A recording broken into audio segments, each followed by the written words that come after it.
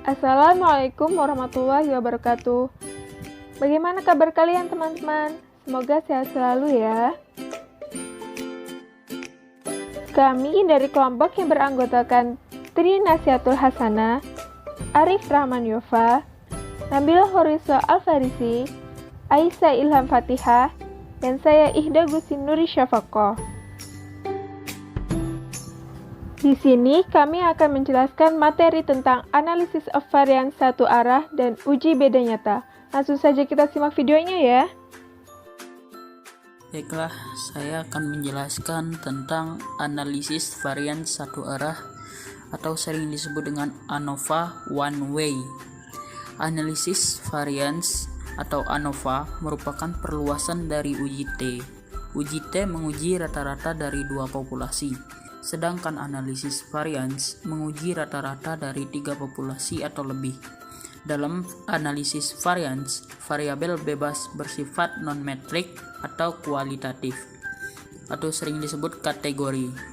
Sedangkan variabel tak bebas bersifat metrik atau kuantitatif, atau interval atau rasio. Hipotesis nol yang diajukan pada analisis variance adalah seluruh rata-rata populasi bernilai sama, yakni mu1 sama dengan mu2 sama dengan mu3 sama dengan mu-k. Dalam hal ini jumlah populasi sebanyak k. Sedangkan hipotesis alternatif menyatakan paling sedikit terdapat satu pasang rata-rata populasi yang berbeda. Asumsi-asumsi dalam analisis varians satu arah. Terdapat beberapa asumsi yang dikenakan dalam penggunaan analisis varians satu arah. Antara lain asumsi normalitas, homogenitas atau kesamaan varians, serta sampel-sampel acak independen random samples.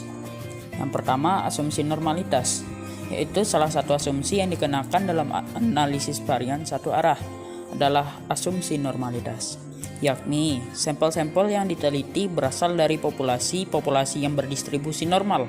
Untuk menguji apakah sampel-sampel yang diteliti berasal dari populasi yang berdistribusi normal, dapat digunakan uji Kolmogorov-Smirnov.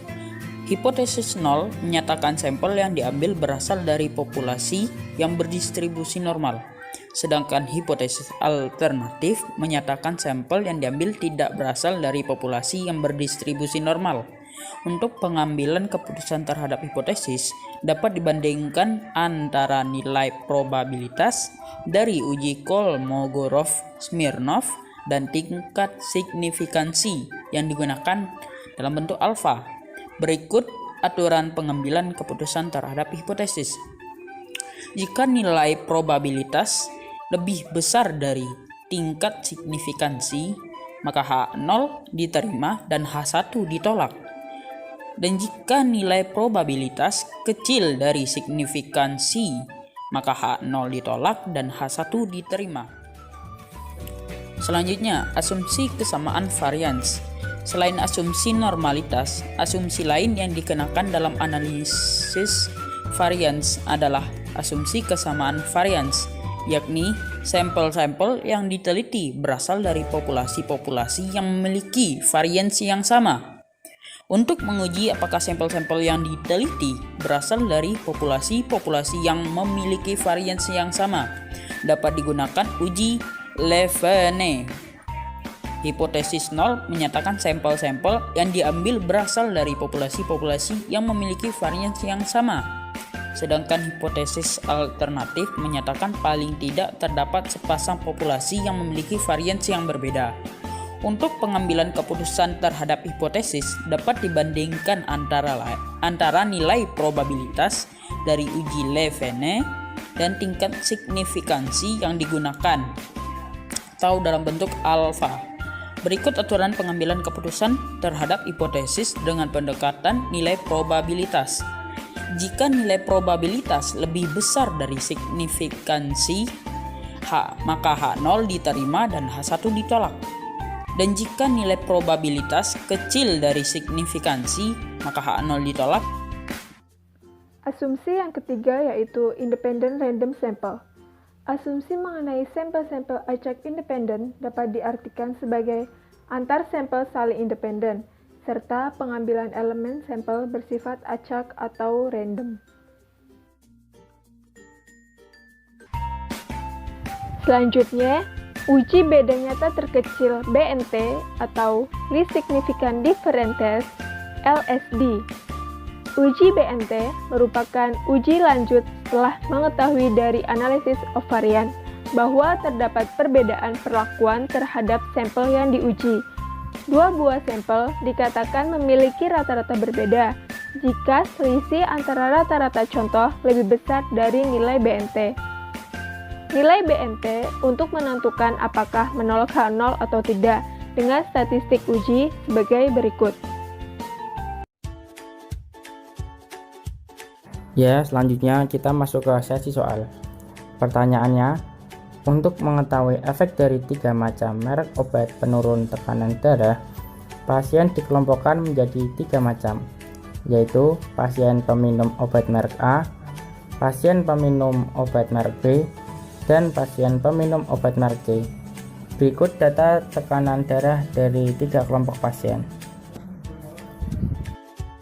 Di sini, saya akan mempraktekkan contoh soal di atas menggunakan aplikasi SPSS. Contoh soal di atas menanyakan apakah terdapat perbedaan antara obat A, obat B, dan obat C untuk penurunan tekanan darah. Di sini kita klik variable view. Setelah kita klik variable view, kita bisa memasukkan beberapa data, yaitu data yang di situ terdapat tekanan darah dan juga kelompok. Di sini desimalnya kita ubah menjadi 0 semua, dan values untuk kelompok kita ubah. Dan di sini saya mengibaratkan 1 untuk obat A, 2 untuk obat B, dan 3 untuk obat C. Kita klik add, lalu OK. Kita kembali lagi ke data view. Data view-nya di sini kita bisa memasukkan sesuai contoh soal di atas. Nah, setelah itu kita klik Analyze, Compare Means,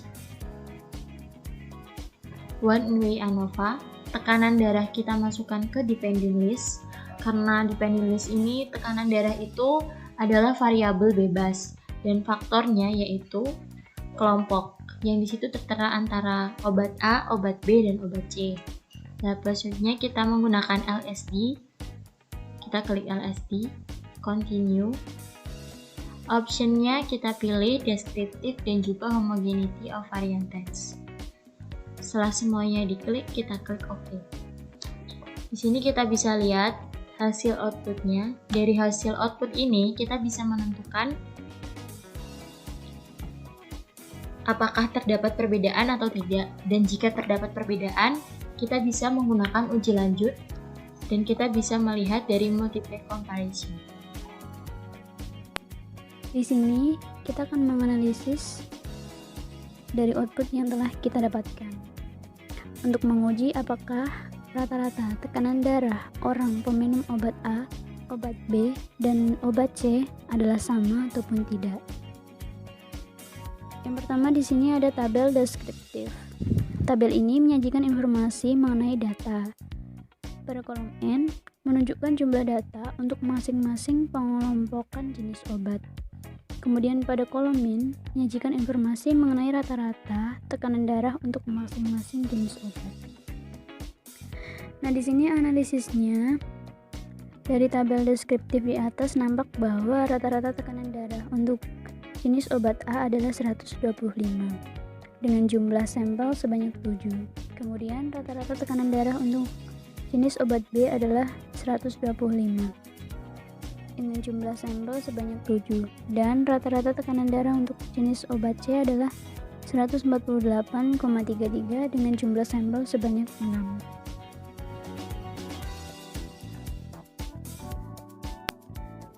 Kemudian yang kedua di sini ada tabel test of homogeneity of variance. Nah, pada tabel ini ditunjukkan untuk melakukan uji kesamaan homogen. Salah satu syarat untuk melakukan uji ANOVA satu arah apabila data mempunyai varians yang sama atau homogen. dengan membandingkan nilai signifikasi pada SIG dengan nilai signifikasi yang digunakan pada SPSS. Secara umum menggunakan nilai signifikasi 0,05. Nah, untuk pengujian varians ini, apabila nilai signifikasi lebih dari 0,05, maka data mempunyai varians yang sama. Dan apabila nilai signifikasi kurang dari 0,05, maka data mempunyai varians yang berbeda.